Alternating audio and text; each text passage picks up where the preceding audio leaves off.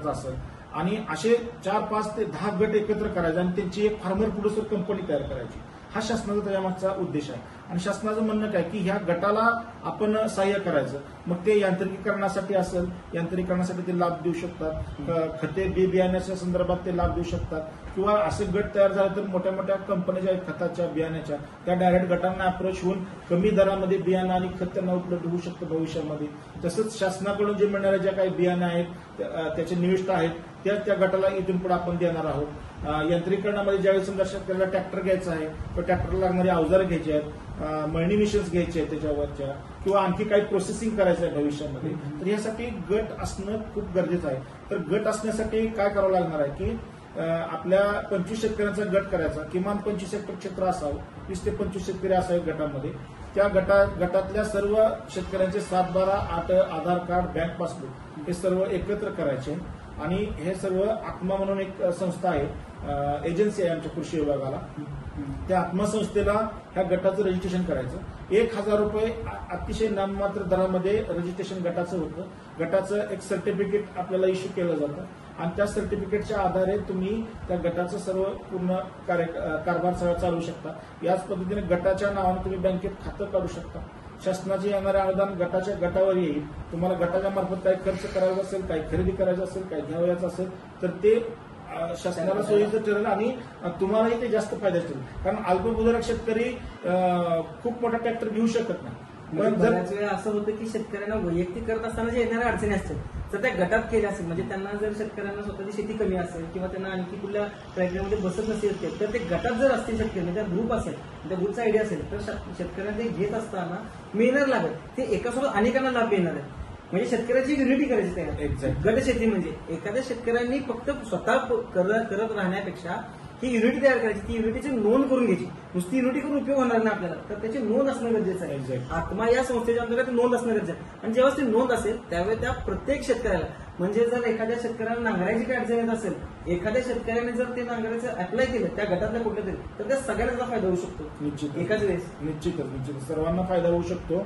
आणि असेच 4, 5, 10 गट एकत्र करून भविष्यामध्ये जी फार्मर प्रोड्युसर कंपनी करायची की जर शेतकरी जर समजा एखादं उदाहरणार्थ डाळिंबासारखं पीक घेतो, मक्यासारखं पीक घेत आहे, आंब्यासारखं पीक घेतं, त्याचा एक गट तयार होईल आणि त्यांचं जे झालेलं जे प्रोड्यूस आहे ते डायरेक्ट तुम्ही एक्सपोर्टसाठी तुम्ही आमच्याकडे डाळिंब असेल तर अनार नेट एक प्रणाली आहे, त्याच्यावर तुम्ही एक्सपोर्टसाठी नोंदणी करू शकता. गटाची नोंदणी होऊ शकते. आंब्यासाठी सुद्धा मँगो नेट आहे. व्हेजिटेबल्स असतील तुमचे व्हेजिटेबलसाठी व्हेज नेट म्हणून एक प्रणाली आहे, त्याच्यावर तुम्ही त्याची नोंदणी करू शकता. त्याच्या नोंदणीनंतर फायदा काय होणार आहे की तुमची कंपनी, फार्मर प्रोड्युसर कंपनी किंवा तुमचा शेतकरी गट हा लिस्टेड होणार आहे. तो लिस्टेड कुठे होणार आहे की डीजीसीआयच्या वेबसाईटला होणार आहे. म्हणजे डायरेक्टर जनरल ऑफ फॉरेन ट्रेडच्या तिथं प्रोड्युसर म्हणून तुमची तिथं नोंदणी होणार आहे. आणि जे इंटरनॅशनल लेवलचे जे बायर्स आहेत ते बायर्स ज्यावेळी त्यांना समजा मँगो पाहिजे, केशर मँगो पाहिजे, केशर मँगोज आपल्या सांगोल्यामध्ये सध्या क्षेत्र भरपूर आहे, त्यांना केशर मँगो पाहिजे, योग्य क्वालिटीचा पाहिजे, त्यांच्या डायमेन्शनमध्ये पाहिजे, तर ते तिथून तुम्हाला अप्रोच करतील. म्हणजे इंटरनॅशनल बायरचा थेट संपर्क किंवा थेट खरेदी आपल्या शेतकऱ्यांच्या गटाकडून किंवा फार्मर प्रोड्युसर कंपन्याकडून भविष्यात होऊ शकतो. ह्याच्यामुळं परकीय चलन आपल्या देशाला उपलब्ध होईल आणि शेतकऱ्याची उन्नती होईल, आर्थिक प्रगती होईल. हा त्याच्यामागचा खूप मोठा उद्देश आहे. जसं की आपलं बचत गट आहे, बचत गट बऱ्याच गावात बऱ्याच गल्लीत सुद्धा बचत गट केले जातात, तसेच शेतकरी सुद्धा असे गट केले तर शेतकऱ्यांना निश्चितपणे की डायरेक्ट त्यांना एक नॅशनल इंटरनॅशनल मार्केट मिळेल. आपल्या भारतात त्यांना मार्केट मिळण्यासाठी शेतकऱ्यांना अनेक ठिकाणी फिरावं लागतं किंवा अनेक ठिकाणी जावं लागतं. पण जर आपण गट केले आणि त्या गटाची लिस्टेड झाल्यानंतर डायरेक्ट शेतकऱ्यांना फायदा होईल की इंटरनॅशनल मार्केटचा, हा एक शेतकऱ्यांसाठी खूप मोठा फायदा आहे असं आपल्याला म्हणावं लागेल. निश्चितच. कारण काय होतं की ज्या शेतकऱ्याकडे 2 टन 3 टन मँगो आहे तो तेवढ्या प्रमाणामध्ये एक्सपोर्ट करू शकत नाही. पण ज्यावेळी तुम्ही 100 शेतकऱ्यांचा गट किंवा कंपनी ज्यावेळी तुम्ही 1000 टन 2000 टनाचं प्रोडक्शन मँगोचं घेत असाल किंवा डाळिंबाचं घेत असाल तर त्या बायरला सुद्धा एका ह्याच्याकडून एका गुणवत्तेचं एका तंत्रानं तयार झालेलं एकसारखं तुम्हाला डाळिंब भेटू शकतं किंवा मँगो भेटू शकतं. त्यामुळे त्याला पण जास्त ठिकाणी फिरावं लागणार नाही, एका ठिकाणाहून त्याची खरेदी होऊ शकेल.